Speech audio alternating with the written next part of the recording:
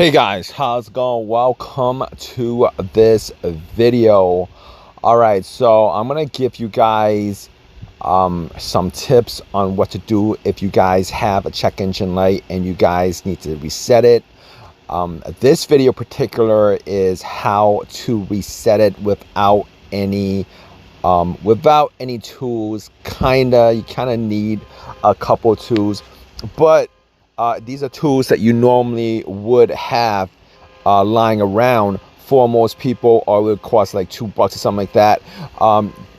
Yeah, okay, no special tools needed, meaning you don't need an OBD2 scanner. You don't need any specific knowledge of it. It's pretty simple. Now, basically, if you guys have an issue that causes this check engine light, I will preface this by saying that just erasing the light from your dash will not cure whatever's causing the issue with your vehicle. However, if you did fix the problem or change up the part that caused the problem and you guys still have the light in your dash, it will actually help your situation by taking the light off your dash. And a lot of people are probably thinking they could do this for inspection purposes, trying to pass inspection. I will let you know that if you're trying to pass inspection with taking the light off your dash, you could do that, but you will have to drive a good 30 to 40 miles just to go through the drive cycle, so that when you go to the to get your car inspected, it'll pass, because it'll go through every single monitor or car sensor that that gives it a readout of your car's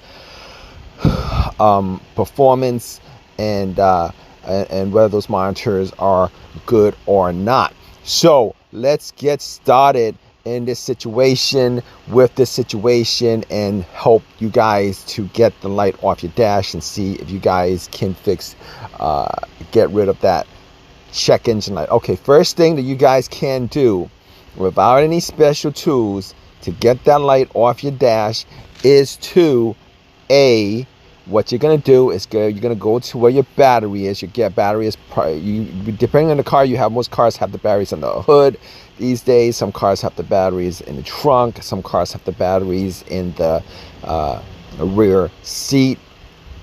Wherever your battery is, this is what you're gonna do. All right. Now, you might need some kind of wrench, but because you're gonna have to take the terminal off, and sometimes those terminals are very, very tight. You're gonna take the negative terminal off the battery for 5 to 10 minutes. That's what you're gonna do. All right, I'm gonna go through a couple scenarios that could help you guys out in this situation. A lot of people know this trick, some people don't. If you guys don't know this trick or haven't done it already, it could help your situation. It does help a lot of situations. What it does is it actually resets your car's computer ECU. It deletes the code. All right, you're gonna unhook the negative battery terminal, and most of the time I'll tell you why it's the negative battery terminals that you guys want to unhook instead of the positive. You can actually do it for the positive and negative, but you know what, yeah, you want to unhook the negative because the whole entire frame of the car is negative. It's the ground. So just in case that negative wire hits any part of the vehicle, you're not going to get sparks. You're not going to get any kind of shorts with electrical system. You're not going to get any issue. Most people actually will take the negative off instead of the positive. It really doesn't make a difference, but you do not want to take the positive off in most cases, because you don't want that positive hitting any part of the car, because there's still some kind of small electrical current going throughout the vehicle. All right, that's step one. Step two. All right, step two, what you guys can do is you guys can go to the fuse boxes, where the main fuse box. All right, but it kind of depends on the vehicle. Some vehicles, these fuses are in the secondary fuses, But most of the time, these fuses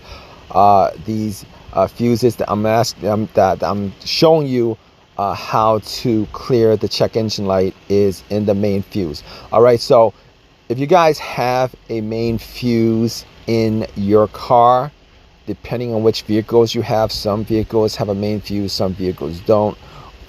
What you guys can do is you guys can take the main fuse out. Now, that main fuse actually connects the battery to the fuse box.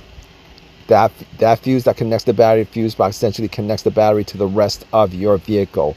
You guys can take that main fuse out for 5 to 10 minutes, pop it back in, and then try to start the car, see if that light goes off.